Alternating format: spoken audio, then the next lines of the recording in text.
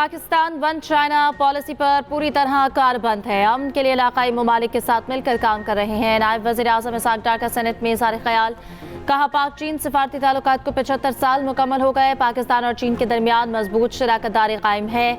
चीन ने हमेशा पाकिस्तान की सलामती और खुद मुख्तारी की हिमायत की। चीनी वफ्द को ऐवान में खुशामदीद कहते हैं।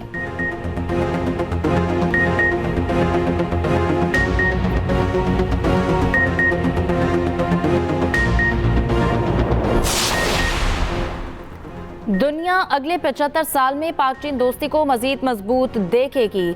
ऐवान सीपैक पर पाक चीन कोशिशों को सराहता है। पाक चीन ताल्लुकात के 75 साल मुकम्मल होने पर कौमी असम्बली में करारदाद मुतफ़क़ा मंजूर। चीनी वफ्द की कौमी असम्बली में आमद अरकान ने डेस्क में जाकर चीनी वफ्द का इस्तकबाल किया। चीनी वफ्द के एजाज़ में इस्तकबाली एजेंडा मुकम्मल होते ही अपोजिशन का ऐवान से वॉकआउट।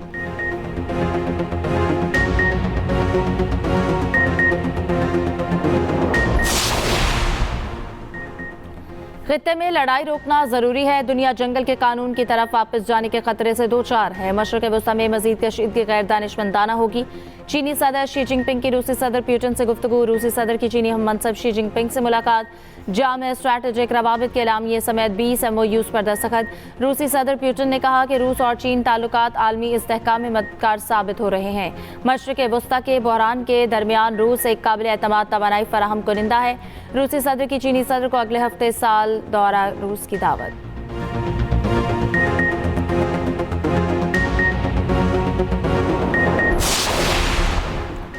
ईरान के पास महदूद वक्त है। मुआहदा ना हुआ तो दोबारा हमला कर सकते हैं। अमरीकी सदर ट्रंप की एक बार फिर धमकी।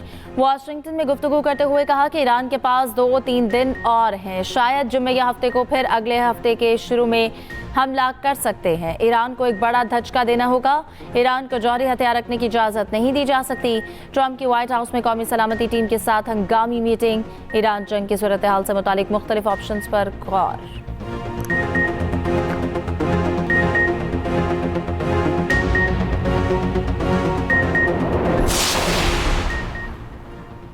अमेरिका ने दोबारा हमला किया तो मजीद सरप्राइज देंगे। ईरानी वज़ीर ख़ारिजा अब्बास अराग़ची ने अमेरिका को खबरदार कर दिया। कहा, जारहत दोबारा शुरू की गई तो जंग में जो कुछ सीखा है उसकी मदद से मजीद हैरत अंगेज रद्द अमल दिया जाएगा। नायब वज़ीर ख़ारिजा काज़िम गरीबाबादी ने कहा, अमेरिका धमकी को अमन के मौके के तौर पर पेश कर रहा है। ईरान किसी भी फौजी जारहत का मुकाबला करने के लिए तैयार है।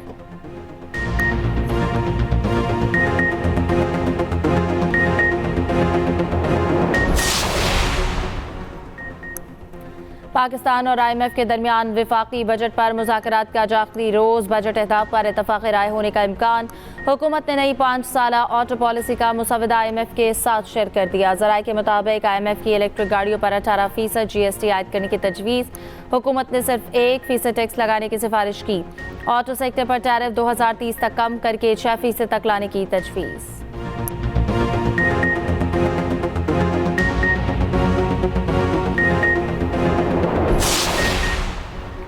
वज़ीर आज़म शहबाज शरीफ से MD बैतुल माल की मुलाकात। कैप्टन रिटायर्ड शाहीन भट्ट ने इदारे की कारकर्दगी पर जायजा पेश किया। वज़ीर आज़म ने कहा कि मुस्तहिक और नादार अफराद को बर वक्त सहूलतों की फराहमी अव्वलीन तरजीह है। वज़ीर आज़म की बैतुल माल में दरख्वास्तों पर अमल दरामद में तेज़ी और तरीक़ाकार मज़ीद सहल बनाने की हिदायत।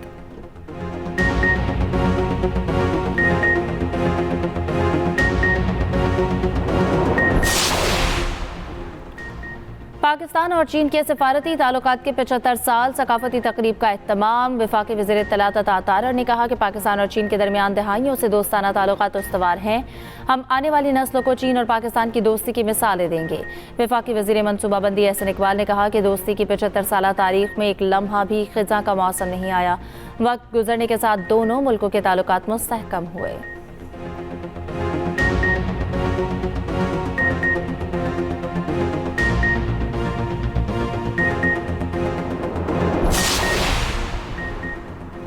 आबनाए हुर्मुज़ की बंदिश से तवानाई सप्लाई मुतासर हुई। डीजल और पेट्रोल की कीमतें दुनिया की तारीख की बुलंद तरीन सतह पर पहुंची। वज़ीर पेट्रोलियम अली परवेज़ का कहना है कि एनर्जी सिक्योरिटी के लिए स्टोरेजेस और इंफ्रास्ट्रक्चर की तैयारी ज़रूरी है। गैस सेक्टर का गर्दिशी कर्ज बड़ा चैलेंज है।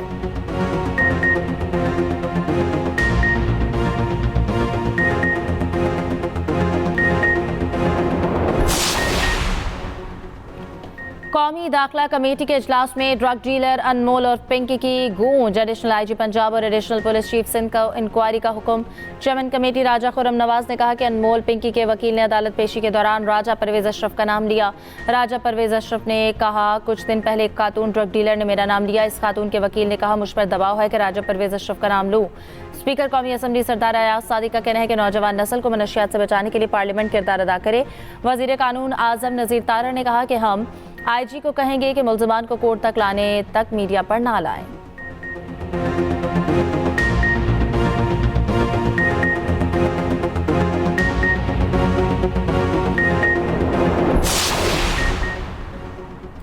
कराची में पिंकी समेत ऑनलाइन मनशियात स्मगलिंग करने वाले 70 मर्द और ख्वातीन सरगर्म। सोशल मीडिया ऐप्स के जरिए मनशियात का कारोबार करने वालों की फहरिस्त सामने आ गई।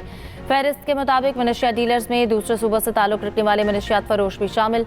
मनशियात फरोश स्कूल, कॉलेज और यूनिवर्सिटीज में आइस, क्रिस्टल और वीट सप्लाई करते हैं।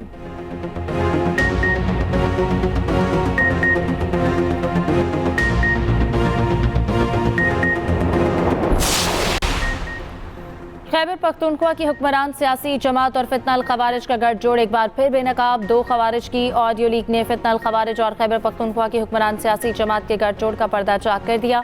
अफगानिस्तान में मौजूद खारिजी सरगना बादशाह और जनूबी वज़ीरिस्तान में मौजूद खारिजी सरगना रॉकेटी की ऑडियो मंजर-ए-आम पर आई। खवारिज ने केपी की हुक्मरान सियासी जमात के MPA आसिफ महसूद से खुसूसी हमदर्दी का इजहार किया। इक़वा और भत्ता लेने से रोक दिया।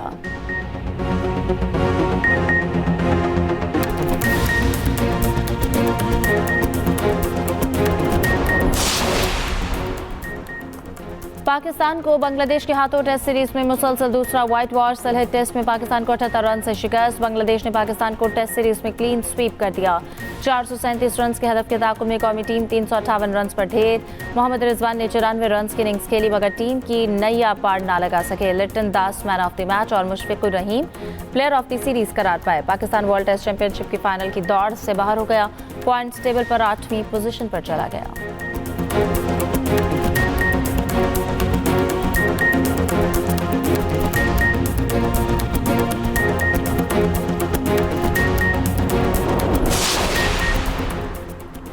वफाकी हुकूमत ने ईद उल अज़हा पर 3 छुट्टियों का ऐलान कर दिया। 26, 27 और 28 मई को ईद की तातीलात होंगी। काबीना डिवीजन ने नोटिफिकेशन जारी कर दिया।